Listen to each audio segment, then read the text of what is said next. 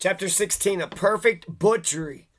On the morning after the Klamath attack, it was already decided Fremont would return to California. Just as he had been angling to do all along, his scientific expedition would metamorphose, more frankly, into a military one. And he would meld what he considered his own shining future with that of a soon-to-be continental nation. Now, Kit Carson was only 5'4". He was only 5'4". That motherfucker was a tiny ass little Napoleon goblin troll. Just like that fucking Michael Gonzalez. Just a tiny little dickless, tiny dick piece of shit bitch. So Kit Carson, you got Kit Carson County, you got fucking Carson's historic home in Taos, New Mexico, and you got Carson City, Nevada. All this goddamn love for Kit Carson, and you know what he did to the Wintu people? Right next to Klamath Lake on the Sacramento River, he killed a whole bunch of them. I heard 900 were killed.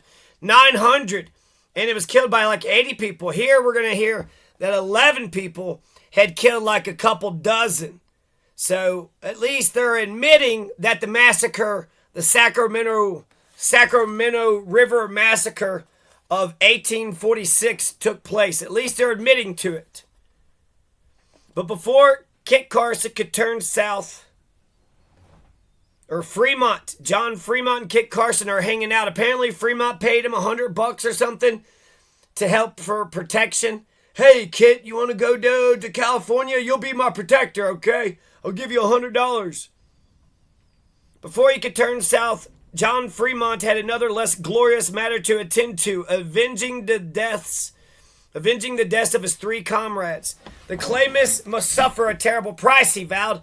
It was a matter of honoring La Junessi and the two fallen Delawares. But it was also the principle of the thing. No exploring party, now or in the future, should ever have to suffer an unprovoked attack like this again. For the moment, John Fremont wrote, I threw all other considerations aside and determined to square accounts with these people before I left them. Now, they made a mistake. They did have 3 of their buddies that got killed, in their sleep. But then there was some killing of Indians. It's like chicken or the egg, right? He hated the Crow. He hated the Blackfoot. And he hated the Wintu people. So really, Kit Carson just grew up killing Native Americans left and right. This is right before the Mexican-American War, too. Polk was just elected, James K. Polk. So the Mexican-American War is coming anyways. They were white supremacists. They were a bunch of slave-owning white supremacist piles of shit. It's what they fucking did. John Fremont decided to make a northward clockwise circuit around the entirety of Klamath Lake, eventually intersection with the others in his expedition party, who were camped on the north shore. As he crept along the timbered shoreline, John Fremont planned to search for Indian villages and exact retribution wherever he went. Carson had no problem with this course of action. His outrage over the loss of his old friend La Junessi was still keen. Basil, he was like, Basil, is that you? He heard a thud. I mean, that'd be scary, sleeping in the middle of the night, and then you just kind of wake up and you hear a thud, and you said, hey, Basil, is that you? And then you turn around and Basil's got his head cut off, and you could see his brains, and you could see blood going all over the place. That'd be pretty scary.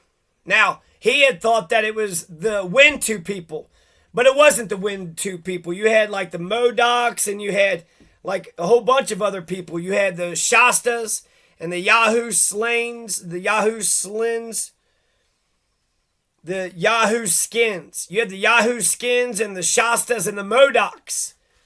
Those were more likely the responsible party. So 3 of his people got killed, and he went out and killed some random ass innocent people. That's what happened with Iraq. That's happened when Joe Biden got out of Afghanistan. Somebody attacked our convoy, so we just killed a bunch of we killed a whole innocent family. 9/11 was Saudi Arabia, and we killed 1 million Iraqi people. My God, it's just like, well, you got injured, so you got to go injure somebody else, right? Does it matter if you injured the responsible parties? No, it doesn't matter. So shit just keeps running downhill. Nobody who's getting injured deserved to get injured.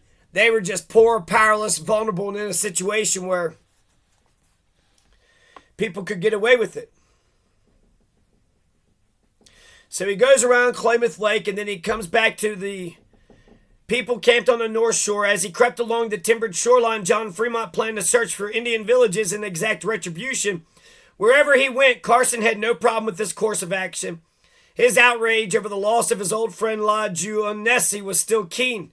The Indians had commenced the war with us without cause, Carson later said. I thought they should be chastised in a summary manner.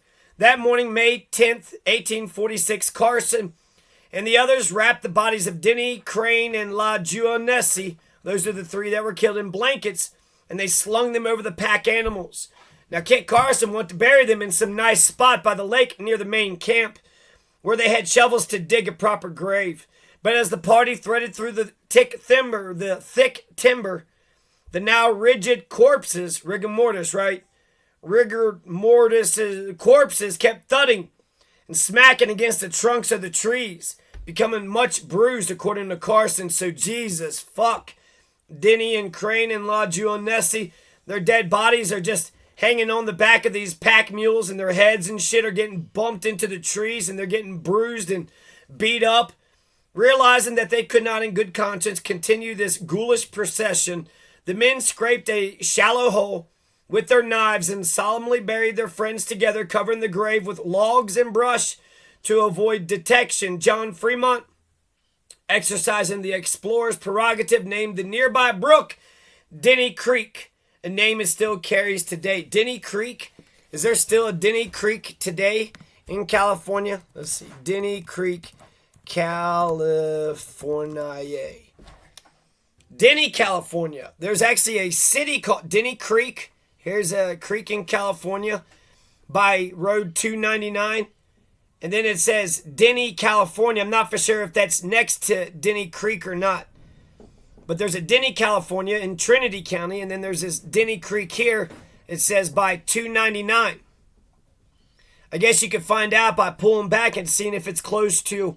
You got Traylor Creek and Manzanita Creek. This is Road 299. This is by Big Bar, White's Bar Picnic Area, Del Loma, Helena, 299. Kind of looks like it's by the Trinity National Forest. Okay. And then you have Bella Vista, Palo Cedar, Anderson, Cottonwood. Where is Sacramento? This is the Sacramento fucking massacre. Sacramento's way the fuck down there. Denny Creek is up there.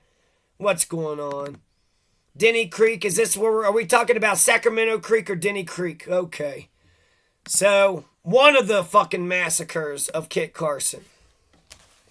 Carrying on. This is chapter 16, page 106 to, 110 or whatever.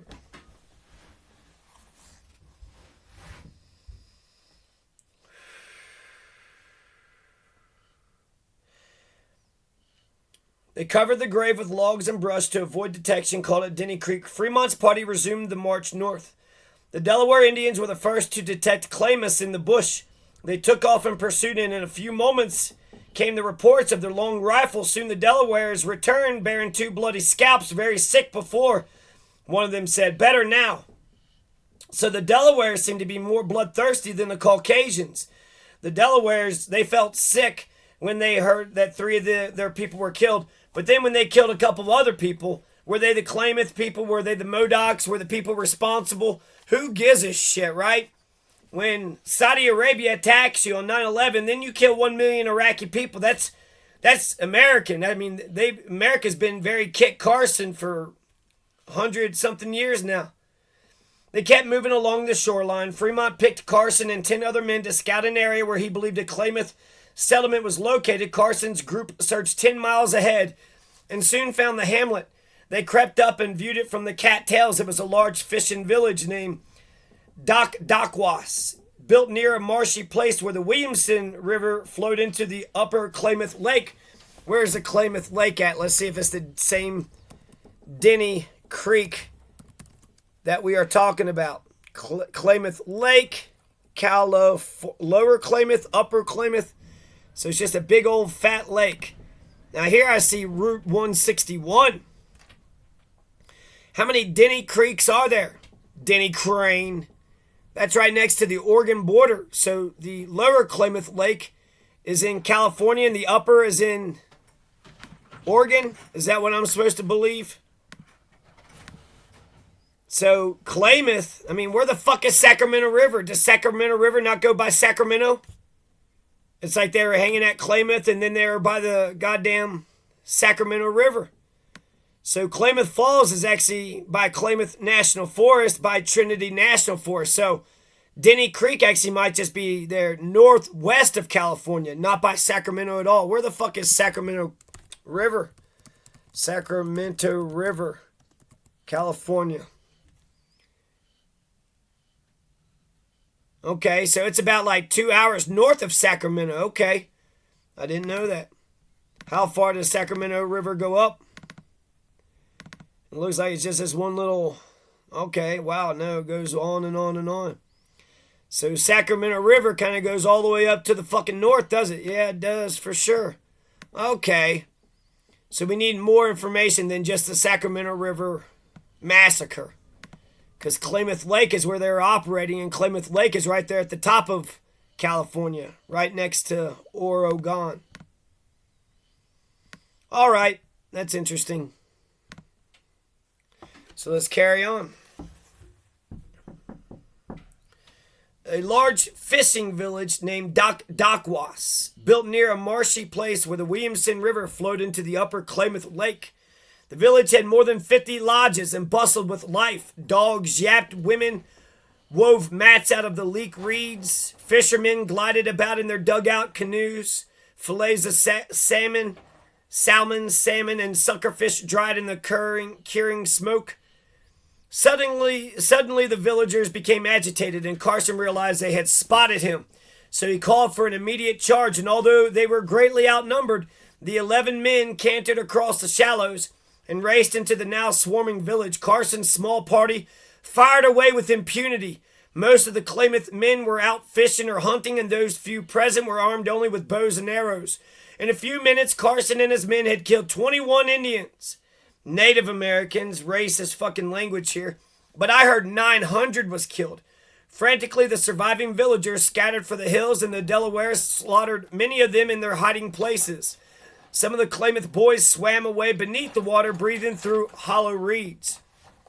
Let's see if we can find where Dokdokwas used to be. Dokdokwas, because they're going to destroy it. This is almost like Black Wall Street. It's on the shores of Klamath Lakes. I guess that kind of tells us Upper Klamath, right? I was hoping that there was a whole Wikipedia page for it, but Wikipedia has been slipping, rethinking Kit Carson's complicated legacy. Yeah, we did Indian Memorial Road, Jesus Christ, and Kit Carson Park. These are two place names in Klamath County. Yeah, rename those places, please. Dokdokwas, A Perfect Butchery, Blood and Thunder. Let's see here. Rethinking His Complicated Legacy. Denny Creek here. John C. Fremont. They launched a retaliatory attack on the Klamath fishing village of Dokdokwas, completely destroying it. And then they burnt the village. So they killed a whole bunch of fucking people, and then they burnt the village down. Well, they were peaceful people. They were peaceful people who had brown skin. I mean, what was Kit Carson to do? He had, clearly I'm being sarcastic, a super fucked up thing to do. So we'll click on this, something to read in the future. Carrying on. 21 Native Americans, they say Klamath men, so this is the Wintu people. 21 of the Wintu people were killed. In a few minutes, Carson and his men had killed 21, frantically the surviving villagers. So the Klamath boys were using hollow reeds to stay underneath the water. It was, as Carson might say, a perfect butchery. That's a quote. Oh, yeah, that was a perfect butchery. Asymmetrical warfare. Just a couple of armed people killed a whole bunch of unarmed people. And that's a perfect butchery. By any standards, this is just pure, literal overkill. We gave them something to remember, Kit Carson said. They were severely punished. Oh, you gave them definitely something to remember, the few ones that survived. Although Carson claimed his men did not interfere with women and children, one of his men later wrote that he found at least one old Indian woman dead in a canoe. So they killed women. And then the Klamath accounts of the attack on Dokdokwas insists that many women and children were massacred. Like I said, I heard 900. I heard 80 men killed, 900. There was 5,000 of the Native Americans there. And that 5'4" fucking tiny, short fucking Napoleon, goddamn Mike Gonzalez, dickless little dick bitch ass piece of shit, just went around killing a whole bunch of innocent people. 3 of his people got killed, and so they went to a whole nother village that had nothing to do with him, and he killed a whole bunch of innocent people there. An eye for an eye will make the world blind if you do that shit. If you care about justice, you go find the motherfuckers who did it. And I think they killed the motherfuckers who did it. The guy that chopped off the top of his head, he killed that warrior. He killed him. So that's justice. Justice has been meted out. You're still sad about your fucking... But why go kill a bunch of innocent people? You just did the same shit that they did to you. Kit Carson ordered the village destroyed. Oh, good job, Kit Carson. I wish to do to them as much damage as I could. That's just like the Mystic River massacre. He later reasoned, so I directed their houses to be set on fire. His men fanned out, torched the Klamath lodges, semi-subterranean hovels made of mud and logs woven together with patterned reeds that, being brittle and dry, were extremely flammable. Soon the whole village was ablaze. It was, Carson thought, a beautiful sight. Fremont saw the billowing smoke from a distance and raced to catch up. When he galloped into the burning village, the captain was sorely disappointed to have arrived too late for the sport, but he seemed immensely satisfied. Said Fremont, it will be a story for them to hand down while there are any Klamaths still living on their lake. True to Fremont's prediction, the massacre at Dokdokwas was indeed a story handed down among the Klamaths. It still serves as a reminder of what happened in their people's very first encounter with an official party of Americans. Oh, the Americans are here. Hey, Americans. Oh, they're killing everybody. It's a fucking My Lai massacre. It's a My Lai massacre. It's a Mystic River massacre. The very first encounter. God damn. That's not a very good first impression. Don't y'all realize how important first impressions are? The tribe never rebuilt what was then. That's why most natives and black folks were on the British side during the Revolution. And the tribe never rebuilt what was then their largest fishing village. Today, Dokdokwas is a pristine and desolate swath of reedy shoreline.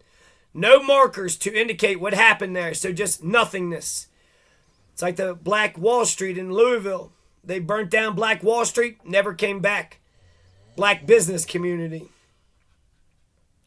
According to historian David Roberts, who writes perceptively about the curious friendship between Fremont and Carson in his fine study A Newer World, the tragedy at Dokdokwas is deepened by the fact that most scholars now agree that Fremont and Carson, in their blind vindictiveness, probably chose the wrong tribe to lash out against. Probably, they say. In all likelihood, the band of Indians that had killed La Juonnesi, Basil, and the two Delawares, Denny and Crane. Denny got killed in his sleep. Crane tried to jump up and save his people. He grabbed a gun, but it was unloaded, and he got 5 arrows right in the chest. Denny got killed in his sleep, and then so did Basil. Realizing his village had been destroyed, drew a bow on Carson in the deep woods. Spying him, Carson raised his gun, but it misfired. Oh, wait. It was from the neighboring Modocs, another lake land tribe centered closer to the Oregon-California border. The Klamaths were culturally related to the Modocs, but the two tribes were actually bitter enemies. So that's fucking stupid as shit. The Modocs killed your people, and you went and killed the Klamath people, the Wintu people, and the Wintu people hated the Modocs. So that was perfect for the Modocs. The Modocs came, killed some of Kit Carson's people, and then Kit Carson went and killed the Modocs' enemies. So the people that started it didn't get hurt at all. Later that day, one of the Klamath warriors returned and termed the villages the people. Later that day, one of the Klamath warriors returned to Dokdokwas and, realizing his village had been destroyed, drew a bow on Carson in the deep woods. Spying him, Carson raised his gun, but it misfired. The Klamath was about to let his poison arrow fly when John Fremont, riding a fearless gray war horse he called Sacramento, glimpsed Carson's predicament. He wheeled Sacramento and trampled the hapless warrior whose arrow flew awry. Well, shit, that's what the Spanish were doing to the Native Americans, just trampling over them. Sagundai, a Delaware chief, Sagundai, then descended on the injured Klamath and pummeled him to death with a club. From that moment on, Carson felt he owed Fremont his life. What about Sagundai? Sagundai killed the fucking guy. You know, you owed Fremont and Sagundai your life. He's just giving credit to Fremont. In all probability, if he had not run over the Native American, he says Indian, this is Carson's words, as he did, I would have been shot, Carson later said. You know, Indians live in India. Native Americans live in America. I owe my life to them, too. The captain in Sacramento. I owe my life to them, too. The captain in Sacramento saved me. So Captain John Fremont he's giving credit to, and Sacramento, the horse, he's giving credit to, but not Sagundai, who actually killed the fucking guy that was trying to kill him. As John Fremont and his men completed their long, brutal circuit around Klamath Lake, they continued to kill Indians in a desultory fashion in ones and twos, but their anger was spent. Even Fremont had reached the bottom of his revenge.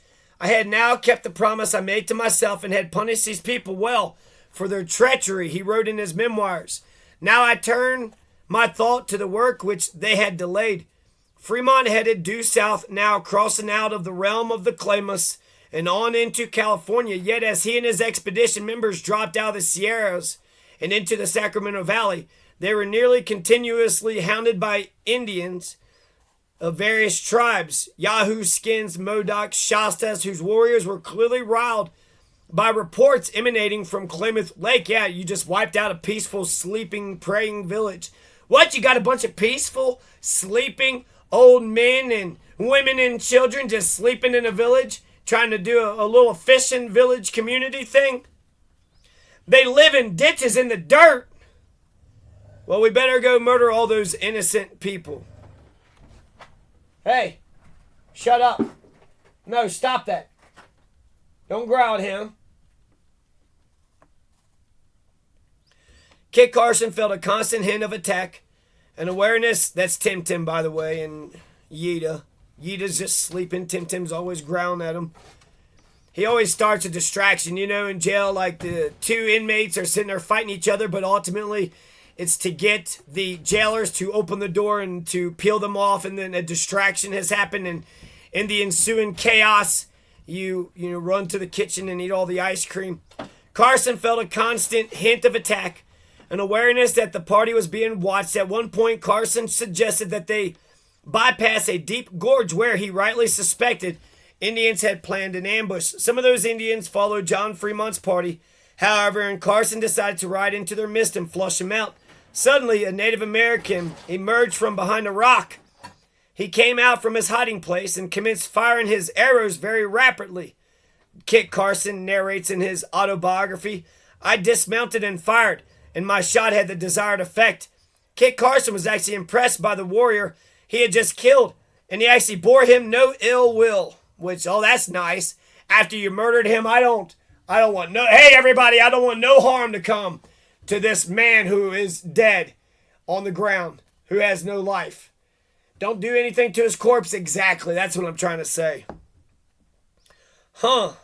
Well, that's real nice. He was a brave Indian. Again, with the racism, Native American deserved a better fate, but he had placed himself on the wrong path. Carson collected the warrior's fine bow and beautiful quiver of arrows and presented them as a souvenir to Lieutenant Gillespie. More accustomed to sea travails, Gillespie was exhausted by this nerve-wracking existence and was dazzled by trail-savvy men like Kit Carson, who seemed to have the stomach and aptitude for it. By heaven, this is rough work, he exclaimed to Fremont. I'll take care to let them know about it in Washington. But Fremont's mind was elsewhere. He replied, it will be long enough before we see Washington again.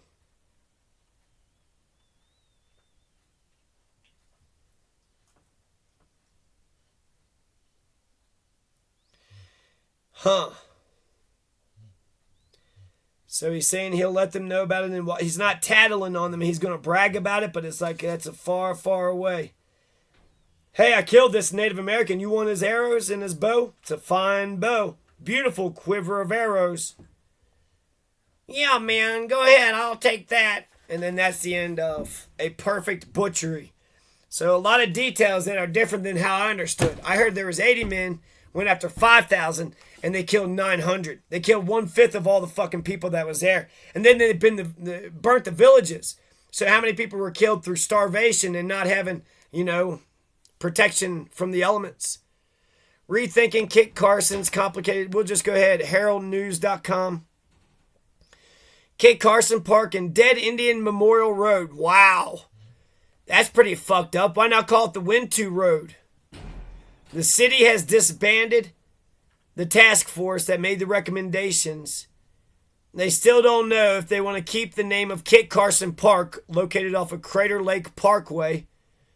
It's one of the first landmarks people see on their way to Klamath Falls when they travel south on Highway 97. Who was Kit Carson? Myth versus reality. We'll have to read more of this. Let's just get to the conclusion at the very end. Dokdokwas. In 1930, 84 years after the raid on Fremont's camp, we got to start out with that, right? 3 people got killed on his camp and the subsequent massacre at Dokdokwas. The Daughters of the American Revolution donated a plaque along Highway 140 just west of the town. Who are the Daughters of the Revolution? And they're sitting there saying that Fremont killing Native Americans was... The plaque reads, here John C. Fremont camped on his second journey of the exploration in May of 1846. Was attacked by Native Americans, they say Indians, and lost 3 men, for one of whom he named the stream, Denny Creek. The plaque is known as the Denny Creek Marker in reference to the creek named after one of John Fremont's companions who was killed in the ambush. That might be, he was a Delaware native, but the Delaware natives are actually helping the Caucasian Americans. I mean, this is, Caucasians don't move me, but Americans, this is my country, 'tis of thee. My country, 'tis of thee is what is doing this. There is no monument commemorating the massacre of the Klamath at Dokdokwas. So I have to read this article a little bit more, but fuck Kit Carson.